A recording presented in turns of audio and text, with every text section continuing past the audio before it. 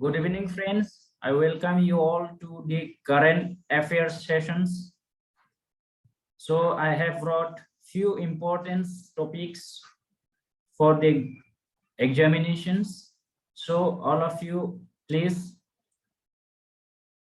watch the video till the end because I will be discussing very important issues and very current affairs, which is very elaborative, and you will learn lot of topics and MCQ from this session. So without wasting much time, let us begin.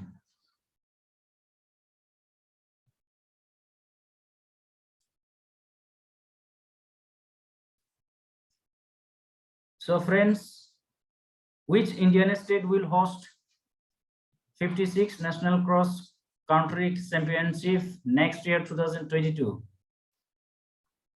The option is Nagaland, as announced by Athletics Federations of India. Athletics Federations of India has announced that the 2022 National Cross Country Championships will be held in Nagaland. So, as you know, this year 2021 55 National Cross Country Championship 2021 was held in Chandigarh on 21st February 2021. So let us know what is Athletics Federations of India. The Athletics Federations of India is the apex body for running and managing athletics in India and affiliated to the World Athletics, Asian Athletics Association, AAA, and Indian Olympic Association. The AFI came into existence in 1946 and it organizes the national championships. As you all know, every year there are various athletics national championship is held in India. So the AFI also trains the Indian athletics national campus, selects the Indian athletics teams for various international competitions, including the Olympics, Asian Games, CWG, Commonwealth Game, World Championships, Asian Championships, and other international meets. It also conducts the national championship for various age categories. For example, female or young boy. There are different age groups. So the AFI has as many as 32 affiliated state units and institutional units. AFI has different athletics federations all over the state. Every state has athletics federations of India. They are associated with AFI. So they are the units, basic units. The second is, what is the name of the 5th editions of Indo-Nepal Joint Military Training Exercise concluded at Pithoragarh, Uttarakhand after 14 days of rigorous training? It is exercise Surya Kiran 15. So let us know what is Surya Kiran. Surya Kiran is a bilateral joint military exercise between India and Nepal. Indian Army and Nepal Army participate in the Surya Kiran exercise. Surya Kiran 15 is a 14-day long joint training based on counter-insurgency operations in the jungle and mountainous terrain. The forces shared their experiences drawn from several counter-insurgency operations during the exercise. Both armies familiarized themselves with each other's weapon, equipment, tactics, techniques, and operating procedures in a counter-insurgency environment. So basically, this exercise is the Indian Army and Nepal Army, they collaboratively join hand to exchange their expertise, like how to do counterinsurgency operations in the jungle and mountainous terrain. So after getting sort of experience, they also share among themselves. And also the equipments of Nepal and Indian equipments, they also get to know uh, the operating procedures. Because if I am new to the weapons of Nepal, I will not able to operate at a fast rate. Therefore, I will have to get first an experience with the fellow Indian naval Indian Army.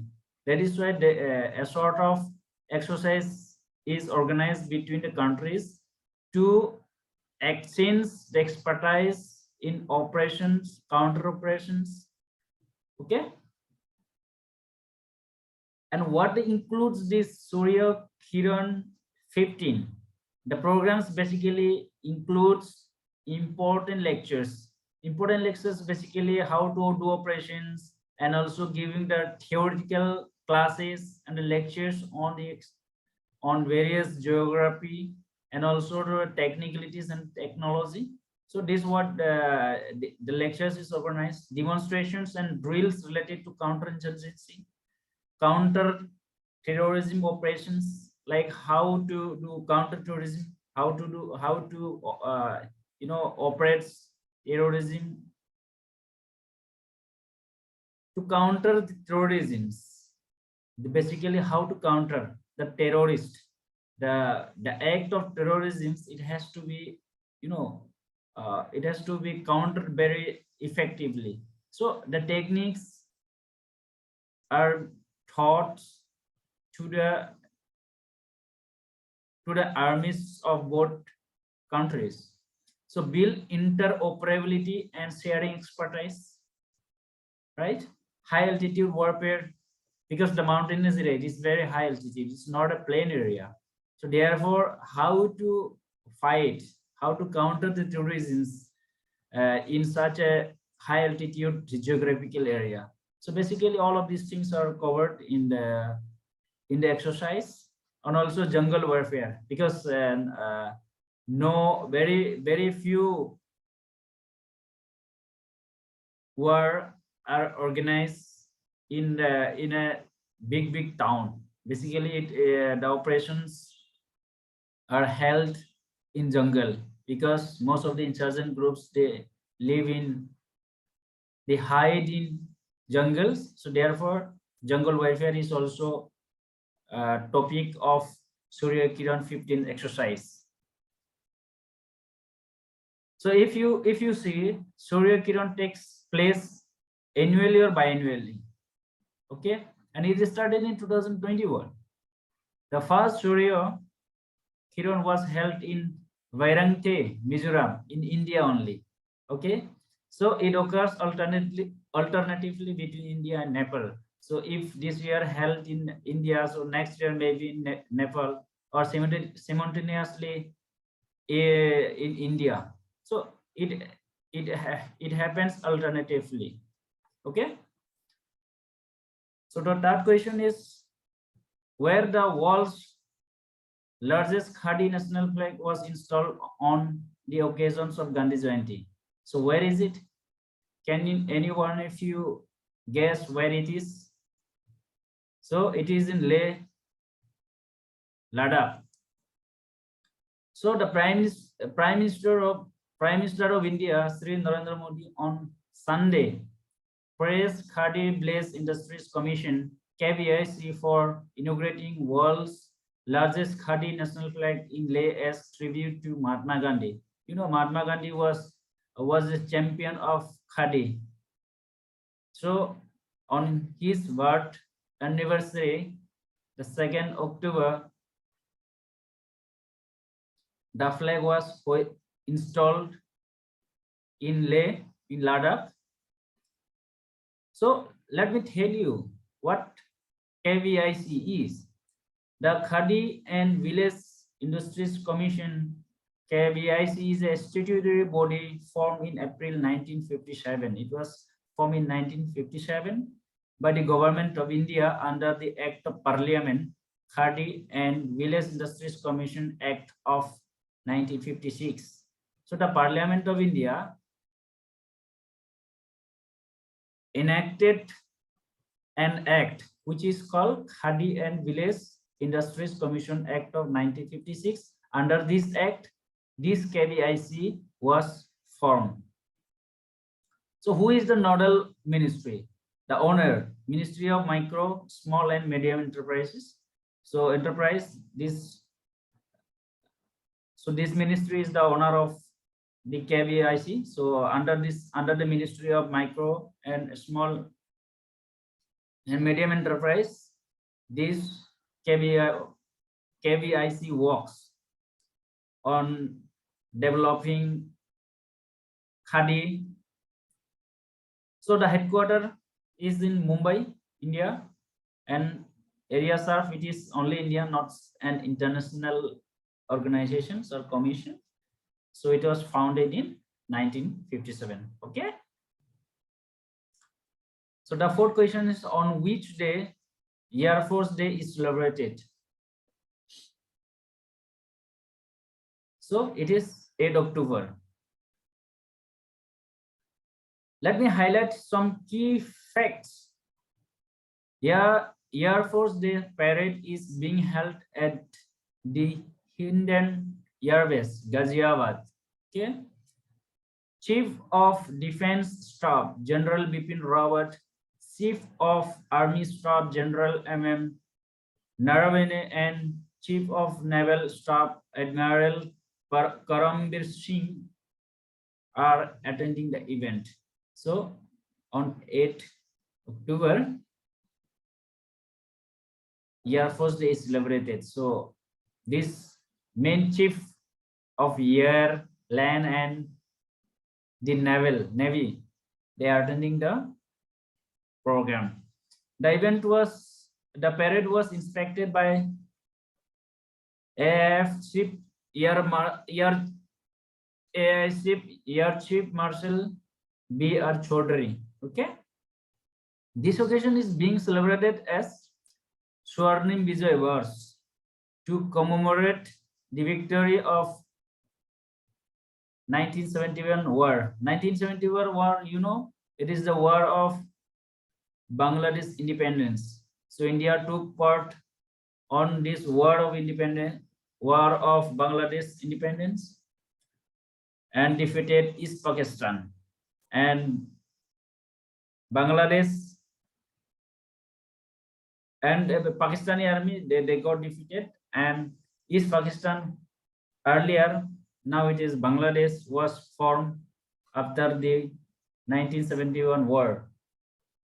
On the occasion, B.R. Chaudhary also presented the Vayu Sena Medal gallantry to the officers. On this occasion, so Vayu Sena Medal also given.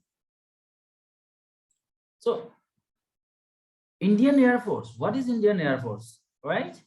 We see Indian Air Force, but what it is? So IAF is the air arm of Indian Armed Forces, right? They fly in the air, right? Not the land, not the paramilitary, which is called, they are called Air Force, and it was formed on 8 October 1932. Therefore, on 8 October we celebrate Air Force Day. As an auxiliary air force in British Empire, right? 1932 means before independence of India. So the Indian Air Force was formed. Complement of personnel and aircraft assets of IAF are ranked fourth across the air forces of the world. So it is 4 ranked across the world. IAF works with the primary mission of securing Indian airspace. It also conducts aerial warfare during the armed conflict. British Empire honored India's aviation service with prefix Royal during World War II. The name Royal Indian Air Force was kept after India gained independence in 1947. Prefix Royal was removed in 1950. So it is now when government transition to a republics. So republics is for the people, right? Not for the king. So the royal word has been removed from Indian Air Force. So who is the commander, supreme commander of AIF? So it is the president, and president is the supreme commander of AIF. The chief of air staff is responsible for bulk of operational command of IF. So chief of air staff is the responsible one, right? How to operate and all, but the commands has to be received from the president of India. Which is the first BRICS country to join high ambition coalition for nature and people? So it is India. So I think we should also know high ambition coalition for nature and people. What is it? So let's see. Why in news? Okay. Recently, India joined high ambition coalition for nature and people. Okay, that is why it is in news. Otherwise, we don't know what is high ambition coalition, right? So India is the first of the BRICS. BRICS, you know, Brazil, Russia, India, China, and Africa to join the Hague. So India is joining the Hague. So let me tell you the key points. Hague, it is an intergovernmental group championing a global deal for nature and people that can halt the accelerating loss of species, protect vital ecosystems that are the source of our economic security. So it was launched in 2019 by Costa Rica, France, and Britain. It is co-chaired by Costa Rica and France, and the ocean co-chair belongs to the United Kingdom. What is the aim of the Hague? To promote an international agreement to protect at least 30% of the world's land and ocean by 2030. So the formula or the target is global 30 into 30. 30 multiplied 30, right? To manage the planet sustainably with no net loss of natural habitats, supported by a circular economy, and strives for the sustainable and equitable sharing of benefits from nature. Okay, it means that we cannot destroy the nature at a time. We need to learn how to protect the nature. Where there is nature, there are people. Without nature, the people can't survive. The sustainability will not be there unless the nature is protected. So Hague has proposed to protect at least 30% of world's land, okay, and ocean. Who are the members? It has more than 70 countries, which are a mix of countries in the global north and south. European, Latin America, Africa, and Asia countries are among the members. So it's an intergovernmental organization. Okay. So when the World Cotton Day is celebrated, so it is a very interesting question. This is cotton. 7 October, World Cotton Day is celebrated. So let me tell you some key points on World Cotton Day. UN World Cotton Day is celebrated annually on 7 October with the aims of raising awareness regarding the critical role of cotton sector in international trade, economic development, and poverty alleviation. Annual celebrations of the day provides a unique opportunity to recognize historic importance of cotton as global commodity. So very often the question may be asked, theme of World Cotton Day 2021. So you must be aware what is the theme. The theme is cotton for good. These themes leverage the enduring positive impact of cotton, such as providing employment, right, giving us natural fibers and protecting environment. Furthermore, according to experts, so what experts says, let's see.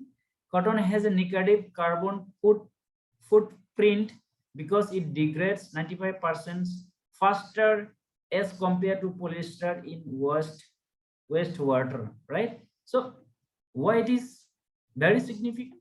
Because it degraded, it's a very quickly biodegradable things.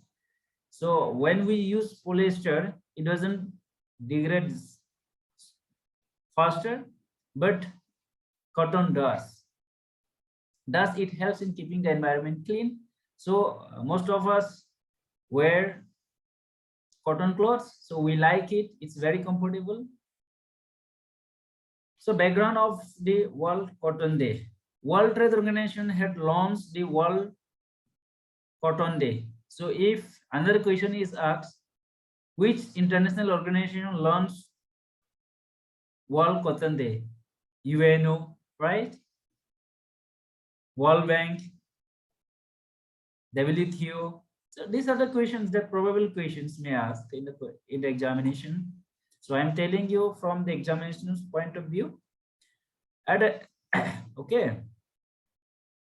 The day offered an opportunity of knowledge, sharing knowledge and showcasing cotton related activities. So it's an international day. So many countries participate regarding the cotton, how to grow cotton and various byproducts from cotton. So it is exhibited across the celebration. Okay. So according to World Bank report, shifting gears, digitization and services led development. This is the report's title.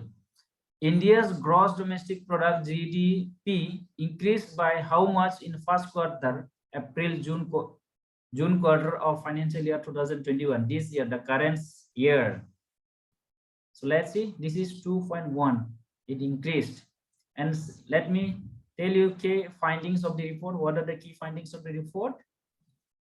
As per report, in the next financial year, India's economic prospects will be determined by its pace of vaccination against COVID-19 and successful implementations of agriculture and labor reforms. So as we all know, the COVID pandemic has crossed our economy, and the report says if the maximum populations, if I would say 100% vaccination is not done or implemented, the economy can be again contracted because of COVID. Therefore, the report says the vaccination, successful vaccinations and implementations of agriculture and labor reforms is of paramount importance. These have to be kept in mind. India's GDP increased by 20.1% in first quarter. Okay. In the financial year 2021-22, in the backdrop of a significant base effect, limited damage to domestic demand and strong export growth. So when we export in large number of goods, the GDP actually increase. So the more export we do, the more GDP increases. In the first quarter of financial year 2020-21, GDP of India was contracted. See, 24.4% because of nationwide coronavirus lockdown.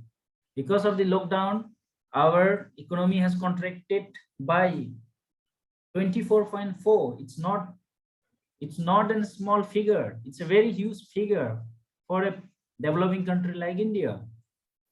So World Bank also observed that disruption in India's economy during second wave of pandemics was limited compared to the past.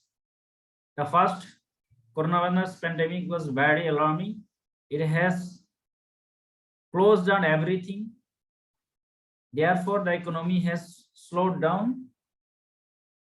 World Bank on economic recovery. What the World Bank says regarding economic recovery of India. As per the World Bank report, economic recovery across various sectors in India has been unequal, right? There is unequal growth of economy even after second wave of COVID wave, because what it says, manufacturing and construction sectors recovered steadily in 2021. Manufacturing and construction works, it has done very well, but low skilled individuals, self-employed people, women and small farms were left behind. These sectors are not doing well now, because low skilled individuals, they lost their job, they lost their financial position. Therefore, they were left behind. They are not doing well like that of manufacturing and construction sectors, right? And how India will recover? As per report, the extent of recovery in financial year 2020, 21 and 22 will depend on how faster household incomes recover and activity across informal sector and small farm normalizes. As we all know, India's economy, the informal sector and small farm sector is very large than any other sector of our country.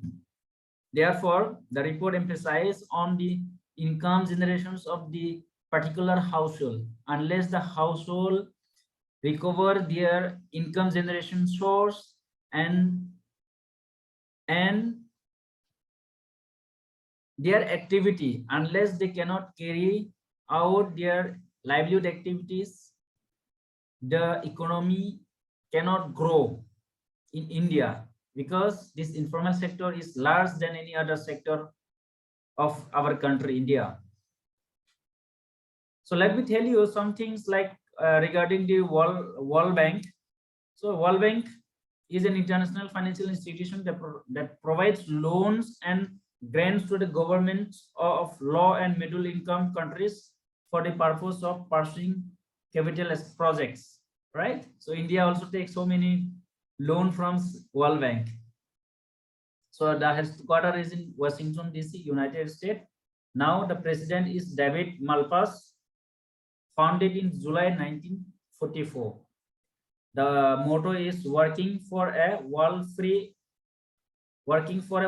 of poverty. Founders are also given here: John Maynard Keynes, Harry Dexter White.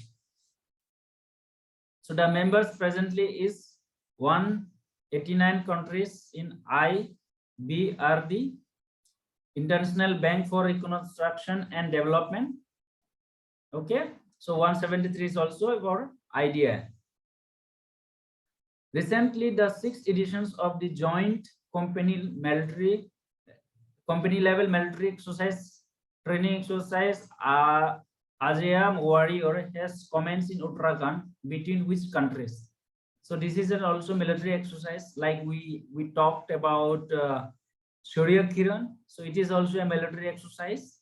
But tell me, between which country this ASEAN Warrior military exercise is going on?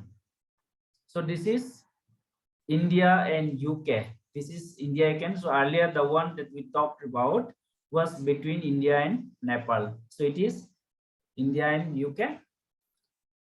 This is the joint Indo-UK joint exercise. So what it is? Earlier, India and UK participated in two-day bilateral passes exercise, PASEC, in Bay of Bengal. Earlier also, it is not the single one. It is not this Aiza warrior is not the first one, but earlier also this PASEC was held in the Bay of Bengal. So the key points that I would like to highlight, because it's also important from exam point of view, and it gives a lot of scope to ask questions from this. The exercise is conducted alternatively in the United Kingdom and India. So like that of India and Nepal, so it was also held alternatively. Today in India, next maybe in United Kingdom. The exercise is part of an initiative to develop interoperability and sharing expertise with friendly foreign nations. There are also other exercises like the PASEX. There are also joint exercises between India and India, Navy, UK Navy and Indian Navy. They organize the exercise called Konkan, and Air Force of India and Air Force of United Kingdom, they also conduct an exercise which is called Indradhanush. So these are the few joint military exercises of India with other countries like Garuda Shakti, Indonesia. So this is self-explanatory. I hope you all can note it down and study. So this is self-explanatory. I am not going to read one by one. So Yudh Abhyas, last one, USA. Between USA, Yudh Abhyas is this joint military exercise is conducted between India and USA. Which country is taking a step to protect the habitat of Javan gibbon? Okay, this is the image of Javan gibbon, very beautiful. Indonesia is taking a step to protect the habitat of Javan gibbons, right? Scientific name Hylogavis moloch, which is endangered by climate change and human encroachment. We humans are also very cruel. We hunt animals because of our selfishness, craving, right? And hobby also. Some people have hobby of like hunting, but hunting is also the cruelty of animal. So that this has to be considered by human being themselves, because human beings are the most rational animal. Therefore, it is our duty to protect the endangered species. So Javan gibbon is an endangered species. This species is also hunted for both meat and pet trade, right? As I said. Key points. The silvery gibbons, also known as the Javan gibbon, is a primate. They are found in groups only, usually in a pair of two. They are in group, not a single one. It is endemic to the Indonesian island of Java, where it inhabits undisturbed rainforest up to an altitude of 2,450 meters. It helps in regenerating forest vegetations by dispersing seeds. There are around 4,000 Javan gibbons left in the rainforest of Indonesia, which is located in Java. So it was declared critically endangered in 2004. Javan gibbon was declared critically endangered. So the focus is to protect them. But since has recovered to a status of endangered species as per IUCN criteria. However, the latest IUCN estimate shows that their population is decreasing.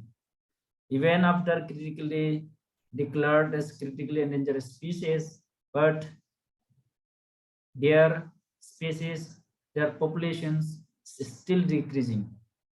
Where are the habitat of this Javan gibbon, right? The Javan gibbon wild population is only found in Java, Indonesia. Okay, not found in India. It is not found in India. Pulak gibbon is only the gibbon found in India. So among the gibbon, this Pulak gibbon is found in India only. So the protection status is IUCN endangered species. So Indonesia is taking a step to protect this Javan gibbon. So friends, thank you for watching the current affairs and GK series. I hope you liked it, and please memorize, write down, take notes, and please don't forget to share, like, subscribe. Thank you so much.